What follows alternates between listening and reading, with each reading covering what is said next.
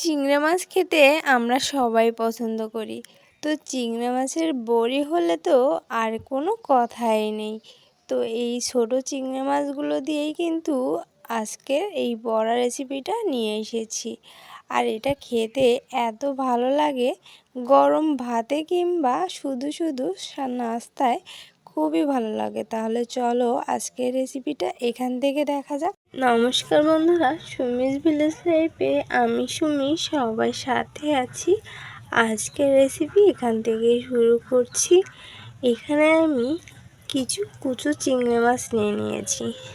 দেখতে পাচ্ছ একদমই কিন্তু কুচো চিংড়ি মাছ। আমি এগুলো ভালো করে ধুয়ে পরিষ্কার করে নিয়ে নিয়েছি।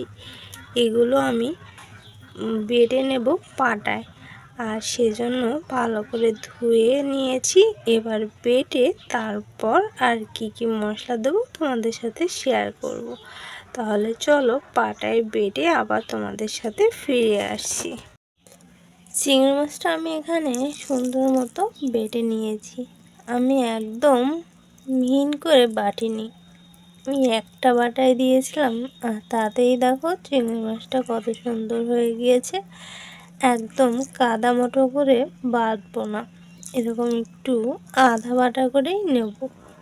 এবার চলো এর মধ্যে আদা রসুন আমি বেটে রেখেছিলাম সেটা দিয়ে দিলাম, আর দেব কাঁচা ঝাল কুচি।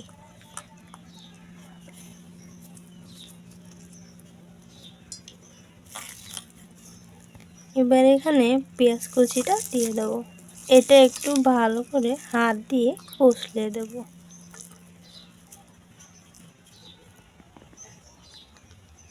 দিয়ে দিলাম লবণ,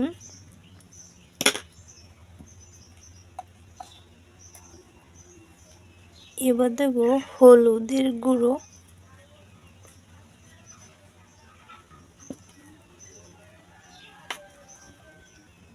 দিয়ে দিলাম ঝালের গুঁড়ো,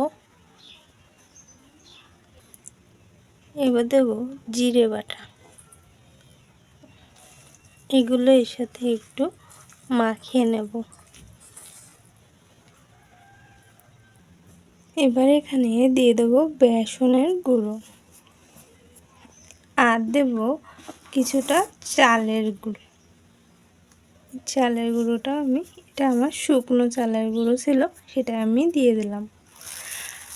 আর একটু বেসন দিয়ে এবার সমস্তটা এর সাথে একটু মাখিয়ে নেব। আর শেষমেশ এখানে দেব ধনেপাতা কুচি। ধনেপাতা কুচি ছাড়া যেন কোনো চপই ভালো লাগে না, সে চিংড়ি মাছ হোক বা অন্য কোনো চপ হোক।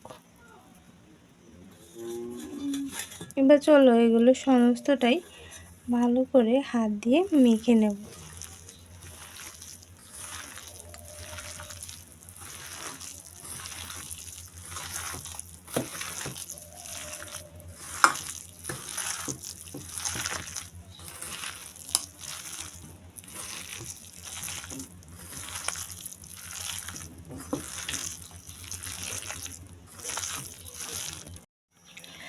সবশেষে এখানে কাঁচা একটু সরিষার তেল দিয়ে নেব।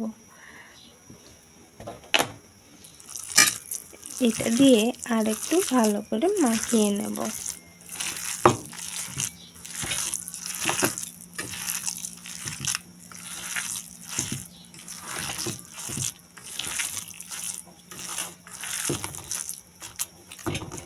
এবার আমার মাখানোটা হয়ে গিয়েছে, দেখতে পাচ্ছ সুন্দর মতো আঠালো হয়ে গিয়েছে।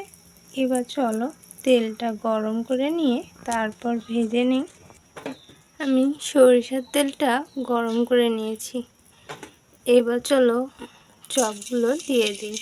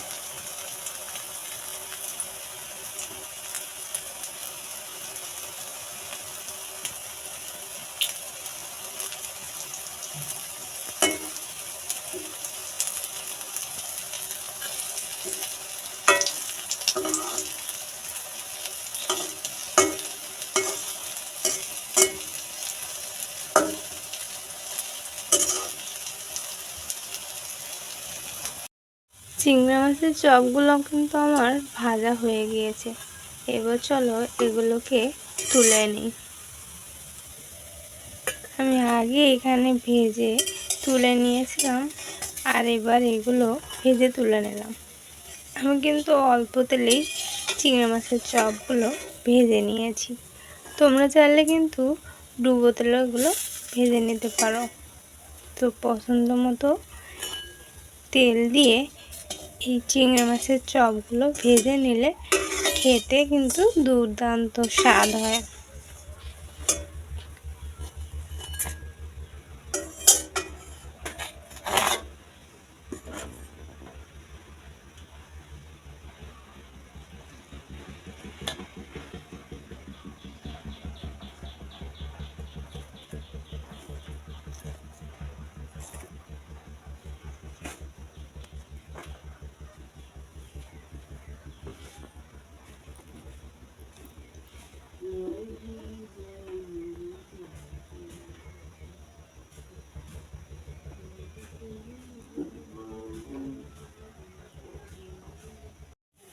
এরই সাথে রেডি হয়ে গেল আমার চিংড়ি মাছের চপগুলো।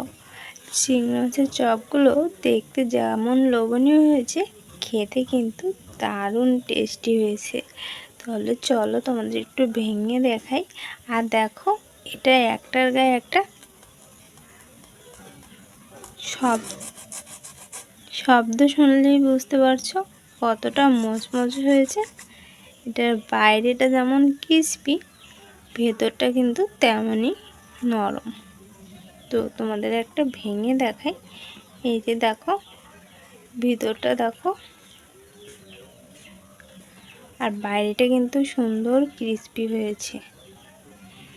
তোমরা একবার এভাবে বানিয়ে দেখো, খেতে কিন্তু ভারী সুস্বাদু হয়। আর যেমন টেস্টি তেমনই কিন্তু খুবই ভালো লাগে খেতে। চায়ের নাস্তা কিংবা ভাতের সাথে তোমরা এটা খেতে পারো। আমরা তো ভাতের সাথেই খেয়ে নেব, আর সেজন্যই কিন্তু তৈরি করেছি। তো এটা কিন্তু তোমরা এভাবে নাস্তার জন্য তৈরি করতে পারো, ভাতের সাথেও খেতে পারো। তো কেমন লাগলো অবশ্যই কিন্তু কমেন্টে জানাতে ভুলো না। আর ভালো লাগলে অবশ্যই লাইক কমেন্ট করে পাশে থেকে যেও। আর আমার ভিডিও যদি ভালো লাগে অবশ্যই তোমরা কিন্তু একটা লাইক দিতে ভুলে যেও না।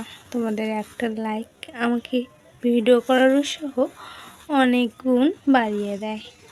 তাহলে তোমরা এখানে ভালো থাকো, সুস্থ থাকো, পরবর্তী একটা ভিডিওর সাথে থেকো।